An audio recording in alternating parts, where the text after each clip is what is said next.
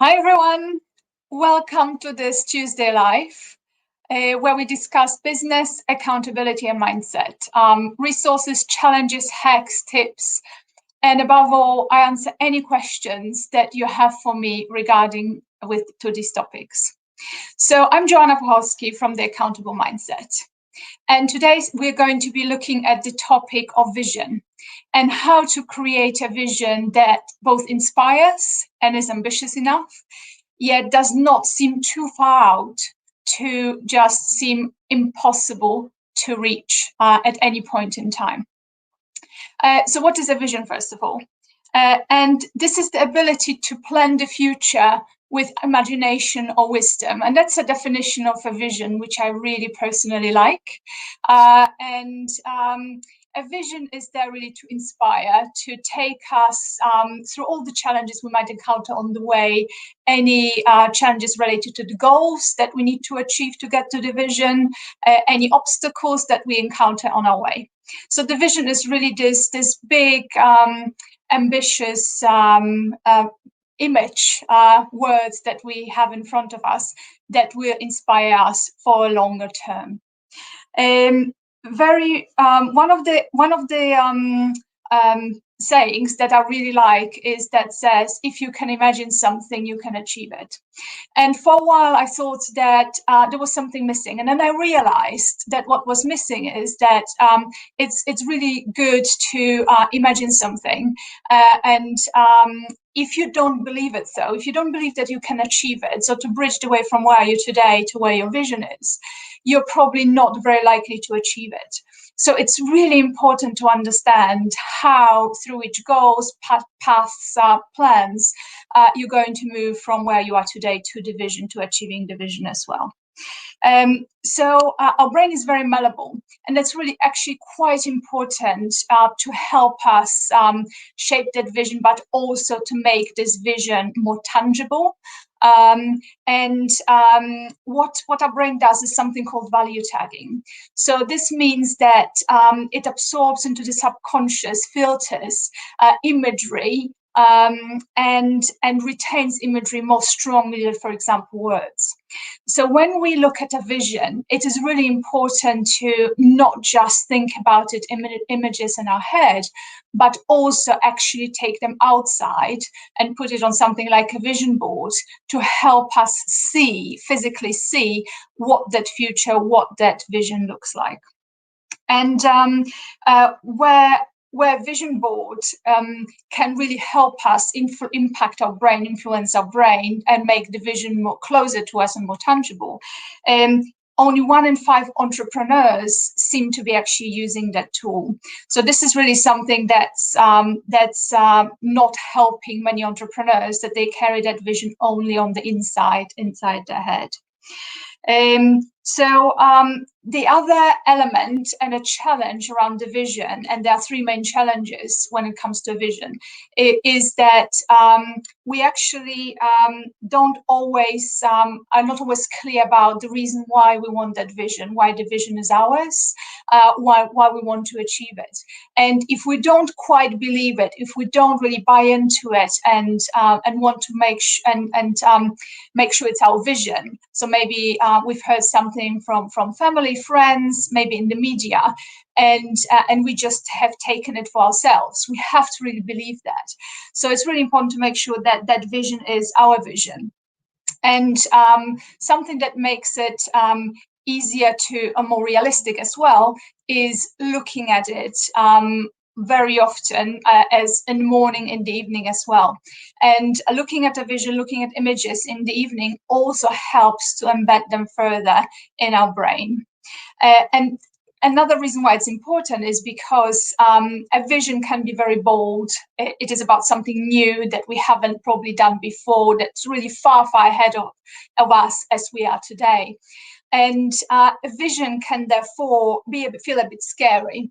And what happens in the brain is that when we see something new and different, very often we get stressed because we don't know what it means. There might be risk involved because we haven't been there, we haven't done it before, and we release adrenaline, for example, which creates that feeling of stress. So the more often we look at our vision, no matter how ambitious it might be, it is going over time to become more familiar as the more often we look at it, which means that that stress response is no longer going to be there, certainly not to that level of intensity. So having a vision board and a vision on a board in a visible place also helps that way to make it more tangible and more realistic to achieve. So as I mentioned, there are different challenges when it comes to creating a vision. And most people, when they start looking at a vision, are trying to work out how to best go about it. So how to actually design that vision to make it relevant to them. And the second challenge people encounter is that they're actually not sure once they have the vision what to do with it and how to use it to their benefit. And thirdly, people might not be sure if they got it right, if this is really the absolutely right vision for them. So to address those points, it's the starting point is always to think about a point in the future where you are with your family, your loved ones, your friends, in what you want to do in your life. Where do you want to live? How do you want to travel? Where do you want to spend your time? Who do you want to spend your time with? And this thinking about these things, and ideally in a more relaxed environment and space, often is a really good beginning to form a vision that works for you. So some people actually do it with their kids, so they have a true family vision where everyone understands if they contribute through chores or maybe through certain behaviors or actions, how exactly they are going to benefit as a family from that vision. Secondly, creating a vision board sometimes seems a bit daunting, how to go about it. And it can be literally something as simple as sticking a few words, a few images on a piece of paper and putting it, for example, on the fridge, putting it next to your bed or on the wall where you can see it easily. Some people actually have minimized it, put it in their wallets as well, and they might even look at it during their commute when they travel to and from work. So the really important part is to make sure that there are some emotions that are being triggered that are really positive and resonate with you when you look at those images, at these words as well. And finally, that visibility is really important as well. So having it in a wallet is a great thing. However, it's also important to have it in other places where you can make sure that you're going to see it and look at it at least once a day, twice a day, ideally as well. So there is, talking about vision, there's actually a great resource I want to recommend. So Simon Sinek is an author and former ad exec, and he has written a book that made him actually famous called the Start with Why. And he is talking in a short clip about why it's important to have a vision, why you can borrow, if you like, a vision, particularly when you have a business. You can align with someone else's incredibly powerful vision as well, but also why it's better to have a vision, even if it's something as simple that you want a quiet life, you want to put your kids to bed in the evening and watch some TV. It's perfectly fine, as long as this is something that you really know you want for yourself and for the future. So I'll pop this into the chat box afterwards. And there are some questions that I have been asked about the vision in the couple of masterclasses I ran recently. And this is starting with someone who was asking about the type of vision that someone should form. And what they were saying is that they found it challenging when they put their real vision out. They thought it was so far out compared to where they were today that actually they did not quite believe that it would happen. So as I mentioned before, a vision has to be inspirational. So if a vision scares you, there is really just two things you can do. The one I mentioned before, you effectively just keep looking at it, keep visualizing how you're going to get there. You're very specific in writing the goals and the plans that are going to get you there, and just effectively familiarize your brain with it. So it becomes more and more realistic. This is not something that say that will work straight away. Might take quite a long time. So what you can do in the meantime is consider what's the step, what the vision before the vision, what's the vision before the vision. So if you didn't quite go to the very end where you want to be ultimately, what's the one or two steps before that that you want to get to and your ambition is to get to? And this then might start to make it more tangible and more aspirational, believable to yourself. And as I said earlier, when you have an image of your future and a vision, you have to really believe it, that it's going to happen for you. Otherwise, it will be very difficult to breach then to the future state, to the vision that you're painting for yourself. So this is something that you can absolutely do. Also, the reason why the latter option might be an option for you is because there's no one vision for the whole life. Because every day we have experiences, we live our life, we're influenced by the environment, we develop new ideas and thoughts. So over time, a vision changes. In fact, quite a few people in the past told me that when they looked at what any of the recordings I've done on the topic and they went back to the vision, they realized how much they had achieved, but also where in some instances their vision had changed because of the experiences they had and what they had achieved. So it's really important, maybe once a year, every couple of years, to have a look at your vision and check effectively if this is still what you want, this is still something that you're working towards. Another question that I've been asked was about what if you don't know what your vision is?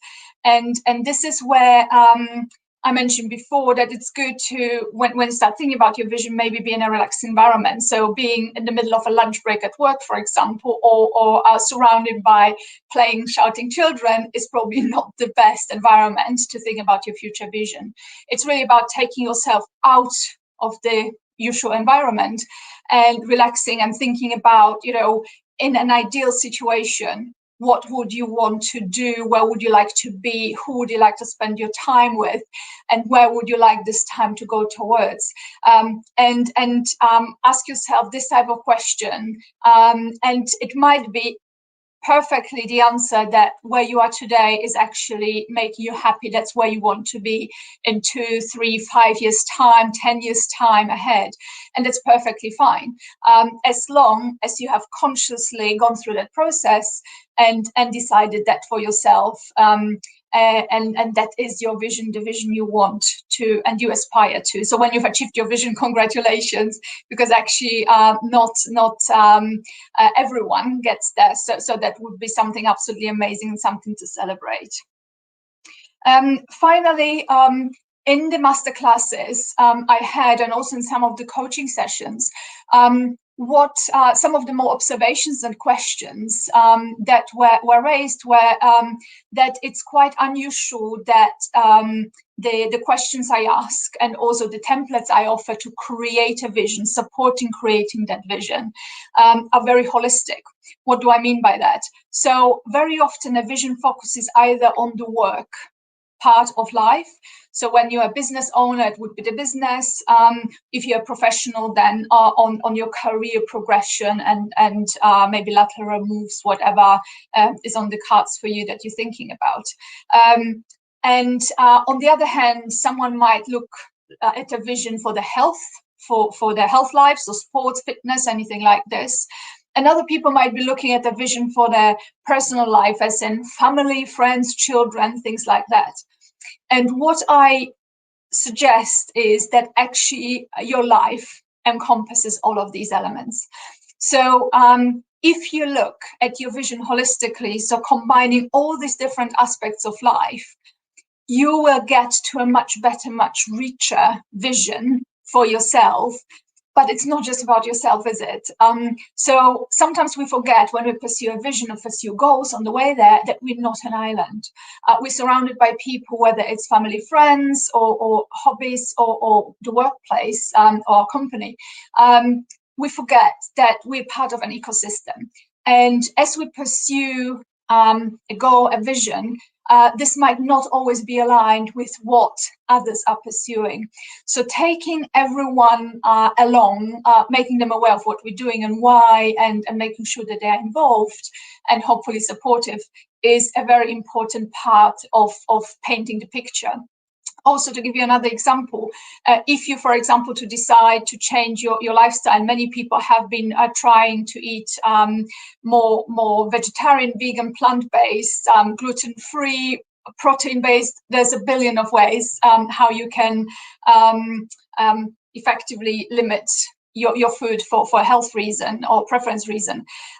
This actually could impact, what needs to be cooked, what needs to be, what to shop in the supermarket, what to cook, what to prepare, but also taking things to work, or going to specific places to eat or avoiding certain places. So this then straight away, you can imagine, impacts quite a number of people, not just yourself, and can then impact the other aspects of life that go far outside that particular health element that you might be visioning for, where you want to achieve a better BMI, or lose weight, or get more muscle, whatever it might be. So this is why creating a vision holistically for the different elements of life at the same time is quite important, to make sure it all aligns. You don't have to implement huge changes in all those areas, of course. This is probably unrealistic to do at the same time, but you have to make sure that all these things align. And this was so this is the last question I've been asked before, and I hope this has been helpful. I hope you have enjoyed the focus of this particular session. In a week's time, so that's going to be live on the 8th of June at 7 p.m. as well. I'll be focusing on the next topic, which is around SMART goals, and the challenges about what SMART is, why SMART does matter, and what difference can it make to you and your success in planning to achieve your vision when you set this type of goals. So thank you so much for joining me. I'm absolutely delighted you've been here. Thanks for watching later as well. And if you have any questions regarding what you've just seen, or what you're going what I'm going to be focusing on next week around goals, please do let me know. DM me through Facebook or LinkedIn, and I look forward to seeing you very soon. Thank you, and bye-bye.